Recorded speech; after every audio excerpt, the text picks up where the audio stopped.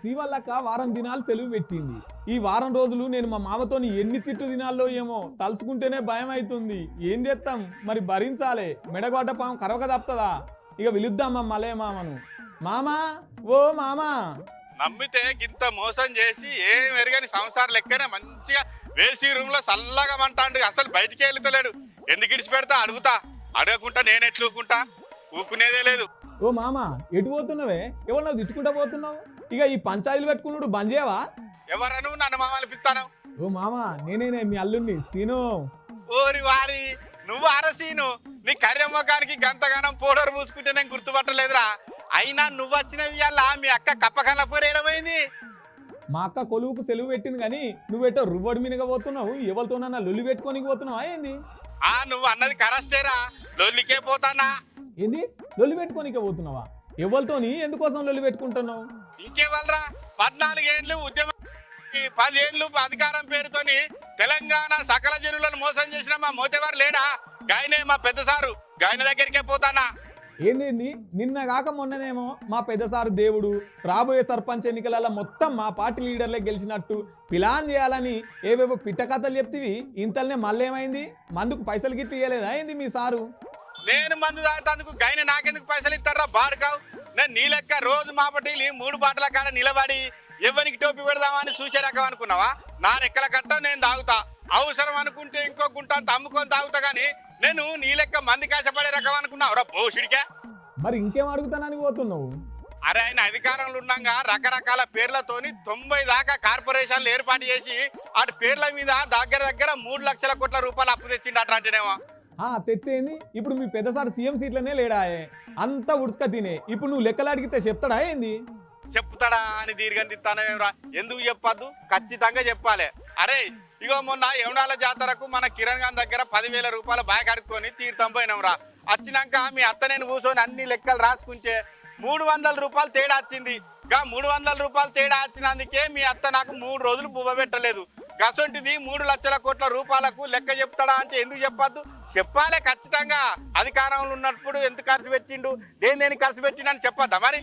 అంటే ఇక రాజుల సొమ్ము రాళ్లపాలు అన్నట్టేనా? నువ్వన్నట్టుగానే మీ పెద్ద సార్ తెచ్చిన అప్పులు కూడా ఏ కార్పొరేషన్ పేరు మీద ఎంత తెచ్చిండో, ఎక్కడెక్కడ ఖర్చు పెట్టిండో కార్పొరేషన్ ఆఫీసులలో లెక్కలు ఉంటాయి కదా. రేవంతం సారు కార్పొరేషన్లలో లెక్క తీస్తేనే అసలు ముచ్చట బయటపడ్డది రా. నీకు ఎరకలే కదా? అసలు ముచ్చటేందో అది కూడా నువ్వే చెప్పరాదా మామ? నానబెట్టబడుతుంది ముచ్చటనేమో.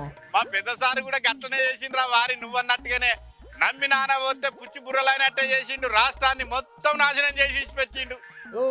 శాస్త్రాలు అటే ఇంకెత్తు కానీ గదేందో బయట పెట్టు ముందుగాల. ఊరి వారి అప్పులు తెచ్చడానికే కార్పొరేషన్లు ఏర్పాటు చేసిండ్రట అంటేనేమో. కొన్ని కార్పొరేషన్లు అయితే పేపర్ల మీదనే ఉన్నాయట. ఆ కార్పొరేషన్లకు ఆఫీసులు లేవు, ఆఫీసులు ఉంటే కుర్చీలు లేవట, కుర్చీలు ఉంటే ఆఫీసర్లు కూడా లేరట. అంటే ఏకంగా ఒక రాష్ట్ర ముఖ్యమంత్రి అధికారాన్ని అడ్డం పెట్టుకొని అప్పులు తెచ్చేటందుకు డమ్మీ కార్పొరేషన్లు ఏర్పాటు చేసిందంటే ఏందన్నట్టు? ఎంత మోసం అన్నట్టు చెప్పు. అంటే ఉద్యోగం కోసం దొంగ సర్టిఫికెట్ తయారు చేసి నౌకర్లు దొబ్బుతారు చూసినవా? అసంటి దొంగలకు గీనకేమన్నా తేడా ఉన్నదా చెప్పిగా నువ్వు?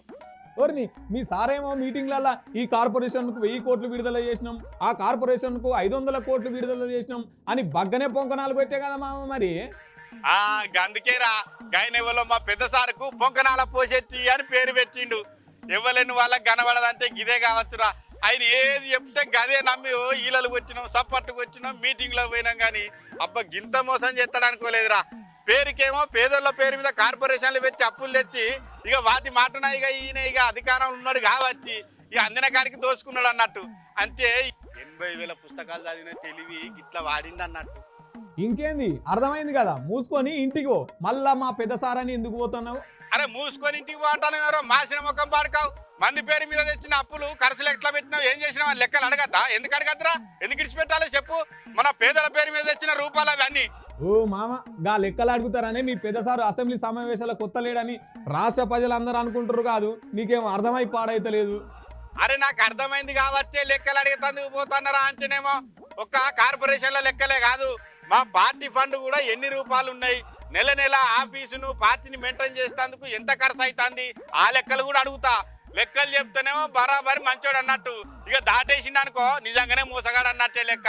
తప్పులు చేసిండు కాబట్టి మీ పెద్దసారి అసెంబ్లీకి వస్తలేడు, మీ అన్ననేమో కార్ రేసింగ్ లో అరెస్ట్ చేయొద్దని కోర్టుకు మెరబెట్టుకుంటున్నాడు. అరే ఏ మాట కా మాట మంచి ముచ్చట గుర్తు చేసినవురా. మా రామన్నను కూడా అడుగుతారా, తప్పు చేయనప్పుడు నువ్వు అరెస్ట్ చేయొద్దని కోర్టుకి ఎందుకు పోయినావని అది కూడా గట్టిగానే అడిగత్తా. ఇగో అడిగినాక మళ్ళీ ఏమంటాడో వచ్చి నీకు చెప్తా గానీ నువ్వైతే అర్థం చదువుకో, నేను పోయేస్తా మళ్ళీ చెప్తా నీకు. ప్రభుత్వంలో ఉన్నప్పుడు ఖర్చు పెట్టిన లెక్కలు ఏ సక్క చెప్తలేడు, ఇంక ఈయనకు పార్టీ ఫండింగ్ లెక్కలు కూడా చెప్తలేడట. ఈయనను గేటు కూడా దాటనియరు. చూసిన ఆరుల్లా కంచేసేని మేసుడు అంటే గిదే కావచ్చు.